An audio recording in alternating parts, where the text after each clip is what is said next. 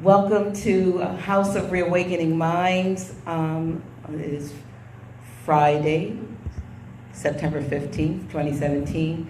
And I'd like to introduce our teacher for this evening, Grand Sheikh Taj Tarik Bey. Thank you. Come on, let's welcome him. We were speaking casually, but in sort of like, as we were talking a few weeks ago, the sluggish will. I'm going to read the divine warning by the prophet for the nations, and then I'm going to go into Monad Master lesson book. But I want you to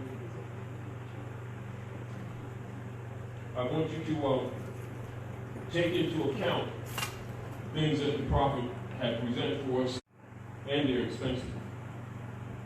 Now, of course, that's an ugly kind of a statement in a sense, but it cannot be refuted. I mean, someone can refute it, but they can't refute it on evidence, only on emotions. And that's what I saw in the video. You know, I didn't look at the whole video, but that much I saw. That was the general synopsis. I'm going to read the divine warning by the prophet for the nations, and then we're going to go back over lightly in some points and look at the politics, the socio-economic politics that we're dealing with today. Divine warning by the prophet for the nations, from the prophet Nobudrali. The citizens of all free national governments, according to their national constitution, are all of one family bearing one free national name. Those who fail to recognize the free national name of their constitutional government are classed as undesirables and are subject to all inferior names and abuses and mistreatments that the citizens care to bestow upon them. And it is a sin for any group of people to violate the national constitutional laws of a free national government and cling to the names and the principles that allude to slavery.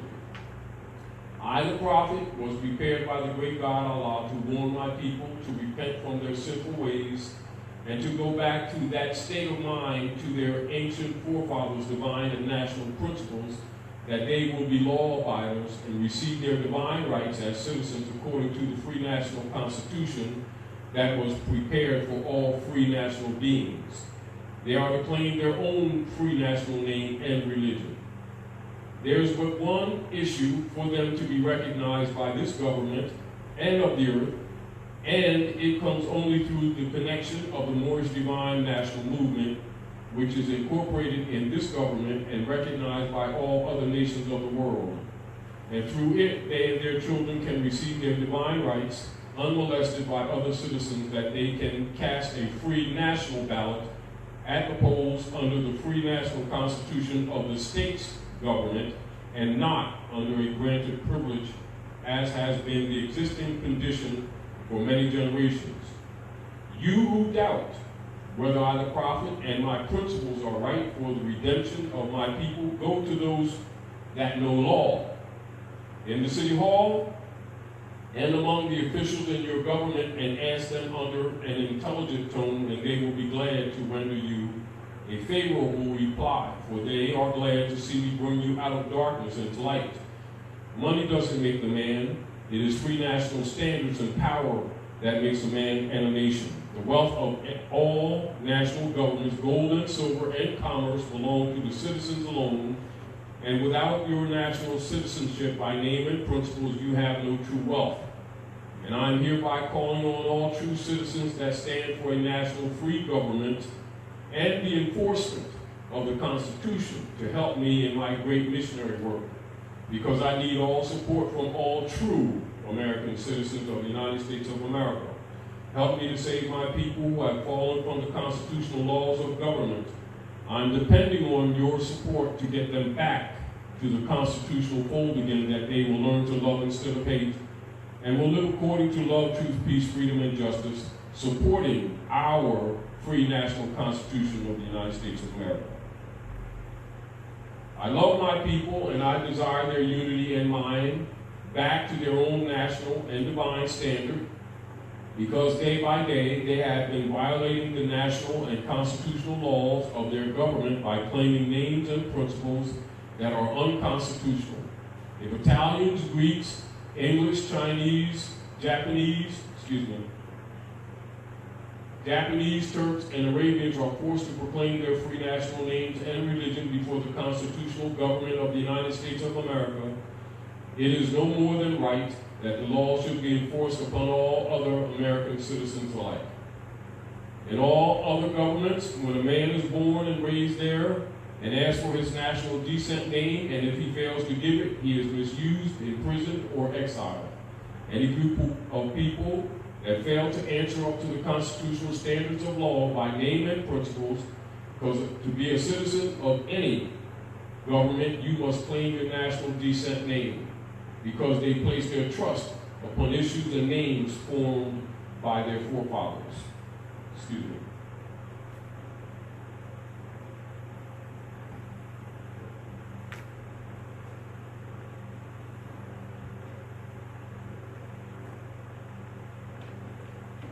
Fall asleep, Coleman.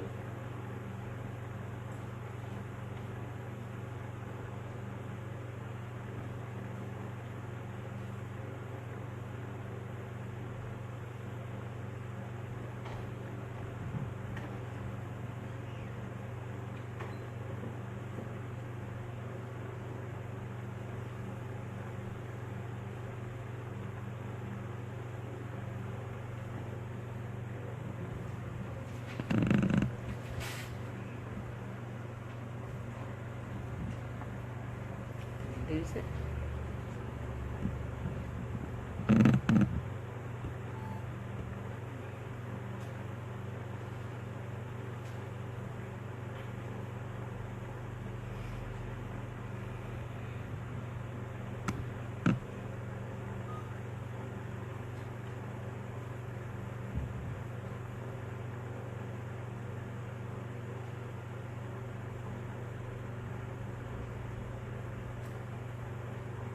The word Negro deludes in Latin language to the word nigger, the same as the word color deludes to anything that is painted, varnished, and dyed.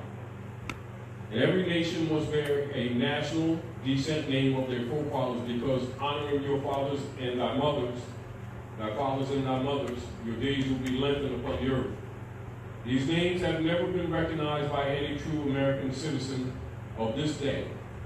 Through your free national name, you are known and recognized by all nations of the earth that are recognized by said government, national government, in which they live. The 14th and 15th Amendments brought the North and South in unit, placing the Southerners who were at that time without power with the constitutional body of power.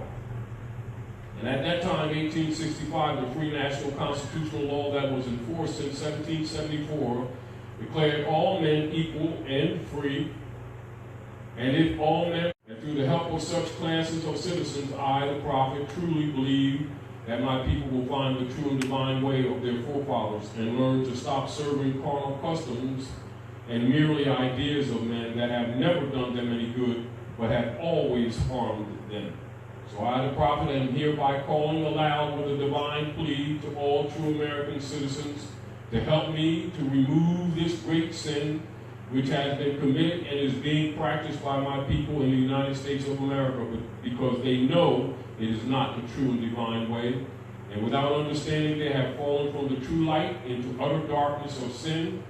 And there is not a nation on earth today that will recognize them socially, religiously, politically, or economically, etc. in their present condition of their endeavorment, in which they themselves try to force upon a civilized world.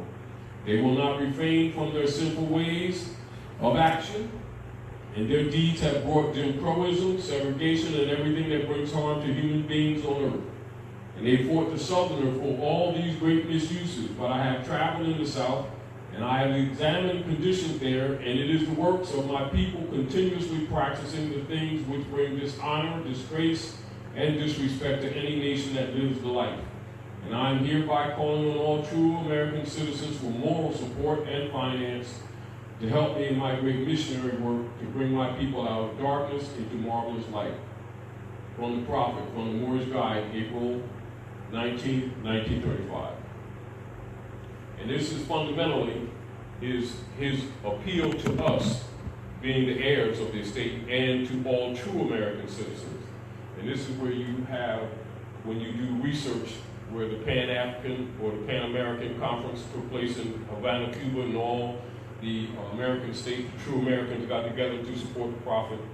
And also, this is where you see the picture of him in Cuba with the flags, etc. And much of that area of time, and even a lot of the documentation, they have been systematically suppressing or trying to keep that from the public view. And also, this is where, you know, the Queen was told by mandate that they were supposed to release. Of course, you know, later on, Eisenhower in '54, they released claims of 12 and 13, meeting with the Jesuits off Jekyll Island, you know, and they sold the government to counter the withdrawal because he set up the old Canaanite temple, and that was when he first made the command of the Queen of England to honor the constitutions and the treaties. Of course, you know, once you do the research, the nom de guerre, what is called the man of straw, is the Negro, black, and colored brands that the prophets are talking about. It's a sin for us to continue to use them because it steals the birthright. But the thing that must be understood, the prophet warned us of the things that would take place, you know, storms, earthquakes, and other things, and of course, of the abuses that we would be receiving. Again, when you study the divine warning by the prophet for the nation, you can see very clearly it's a civic document. It's a strictly civic instruction, enforcement of the Constitution, and he's appealing to all the true Americans, including us, we're not limited to us, to help in that great missionary work to enforce that Constitution. Now, the fact that it had not taken place, of course, there was a few here and there, but the fact that it did not take place is why we're here where we are right now. And of course, the results of Jesuit order, when they set up the Federal Reserve, they already listed that as private commercial paper. And so by the people handling it and thinking that they were getting wealthy, they were actually being taxed for using the private paper, which was never yours. And this is where they veiled servitude. So they actually owned your labor through the fact that you had, in order to eat, you would have to get the Federal Reserve note, but it's actually private paper. But then they lied and said it was $1, so you thought that you were earning when you're actually going in debt. This is one of the reasons why, particularly our people, never developed what is called old money. And to protect the Europeans from the unum sanctum hegemony operations, they would just simply give them fiat. And then what they would do, buy up the businesses and control the political platform, you understand, to control the resources. And then it would look like they're just buying things when actually they're not buying anything. They're claiming that which is not theirs with artificial instruments that are actually private. And so the resources actually belongs to us, you see. So the platform is designed to steal your estate and your labor and all inheritances without you recognizing that they're doing it.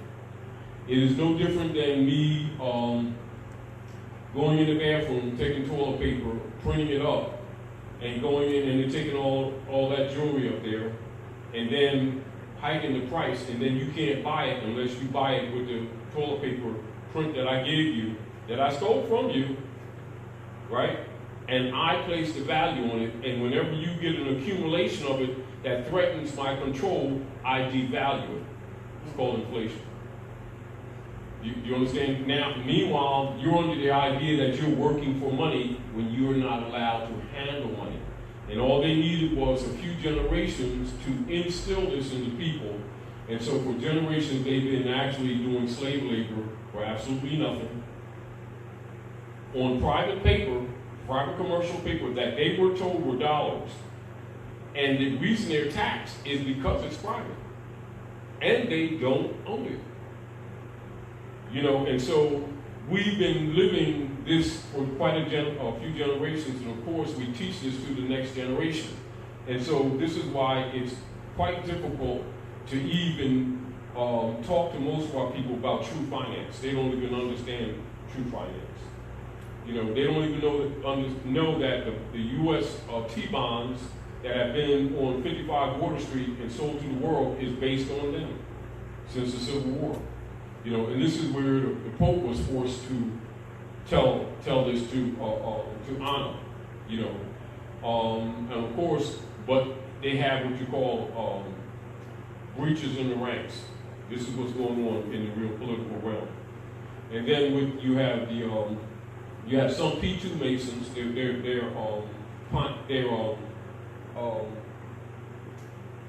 be under the popes, the P2 Masons. Then you have some Illuminati, the Gnostic Illuminati. And then you have some of your Manchurian Masons that are working to restore the Republic.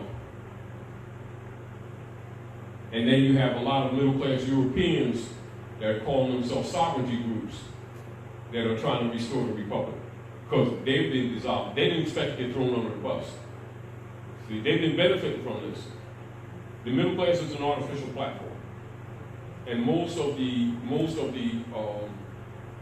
what they call middle income digits given to them was to take care of the social, family, and other problems that were created in what they would call the ghetto or the ghetto that was artificially created, which is our communities, because we're under occupation.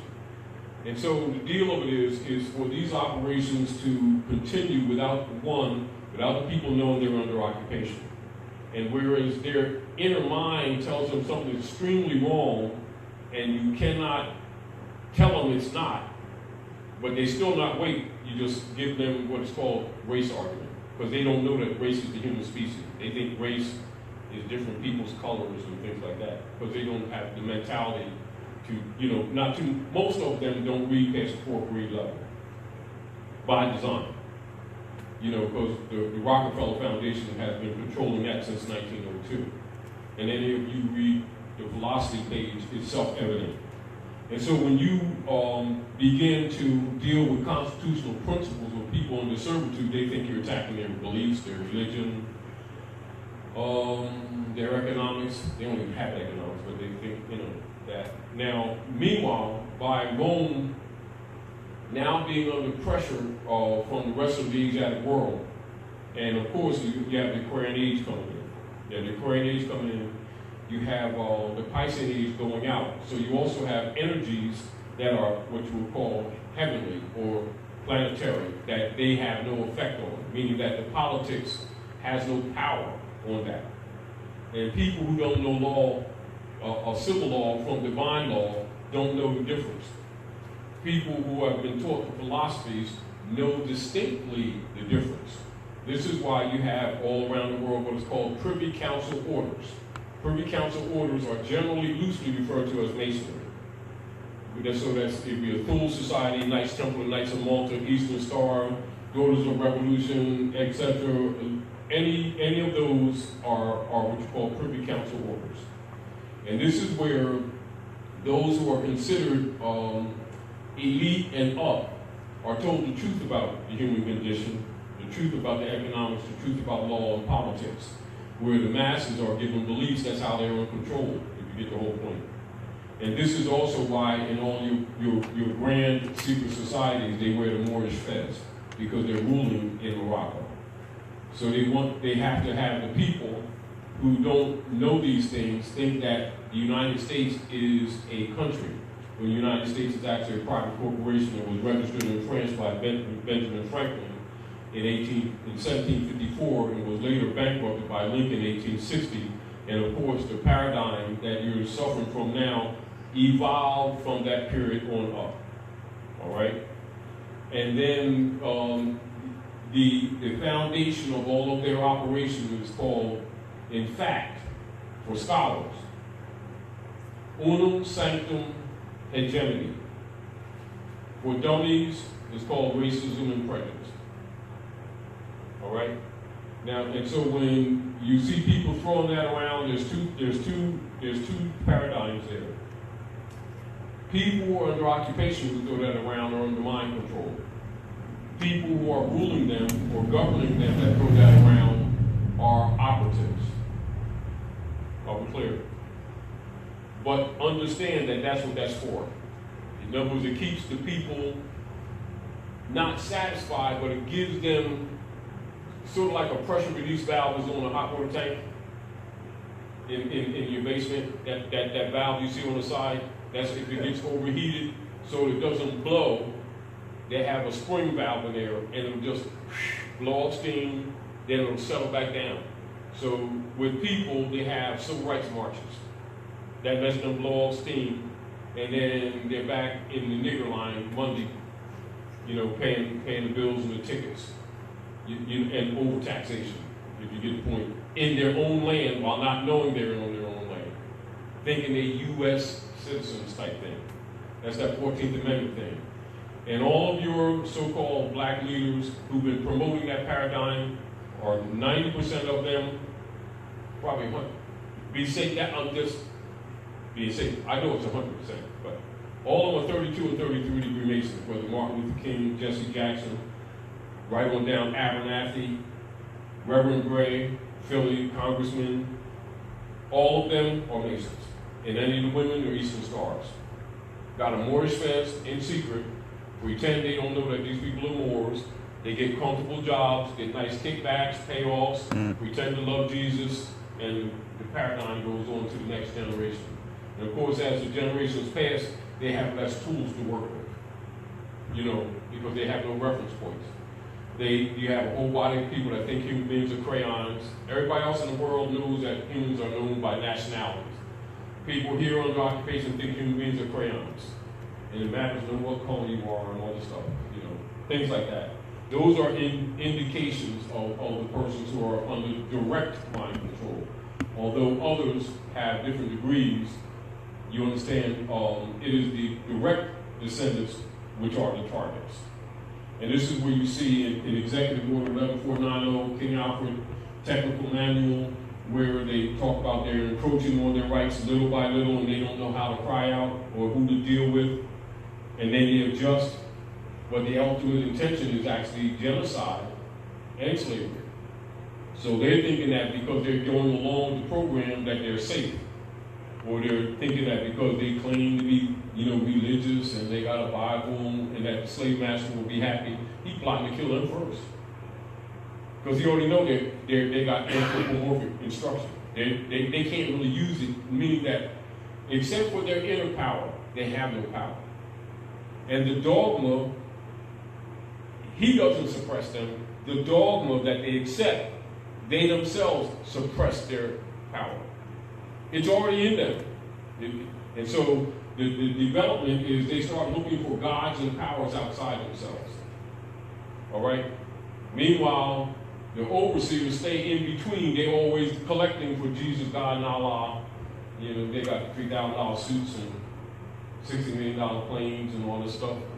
And they spending Jesus' head with the Bahamas with birth sings with the choir every year. People pretending that Jesus got a bank account and chasing it happen. Now that's the false matrix dynamics that has taken place in North America for generations, even though people will deny it. Because they're guilty of it, but their egos will not afford them honesty to admit about the Moors who think they're black. Because every war that Rome has ever won in the modern era, they've only won it because these Asiatics who think human beings are crayons beg to go into the war to get some nigger badges, and they go murder women and children around the earth that have never done anything to them to keep Rome in power, then come back here and do Negro marches all over the place, dirtying up the ground and disturbing the community, asking for rights that they themselves help deny other people from around the world. And they have done that. And then wonder why when other nationals come to the North America that they're not subject to the Negro tax. They can go get buildings that our people can't even touch even if they had the finance, and our people ain't figured it out yet. Because nobody likes black people. They're looked at as traitors and untrustworthy. Now, and that is the truth.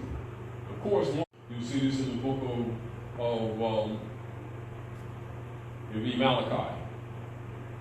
It says, turn your hearts back to your mothers and fathers, lest I come and smite the earth with a curse.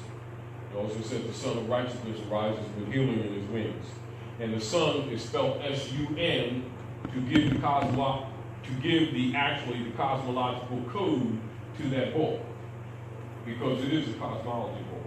And this is so that people can't say that they didn't know or that they weren't told, etc. And this is also back to the issue of I wasn't here, but just seeing the symbols on the board.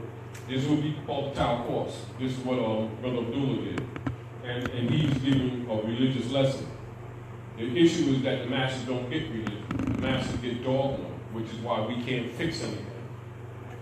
All right. So one of the reasons I wanted to go over the divine warning by the prophet for the nations is to demonstrate to you that the prophet prepared us, decades ago for what we're dealing with today, and gave us both the tools, gave us directives, and told us what was going to happen to us. So you haven't been blindsided. Anybody that's done any research on Durali's work, we have not been blindsided.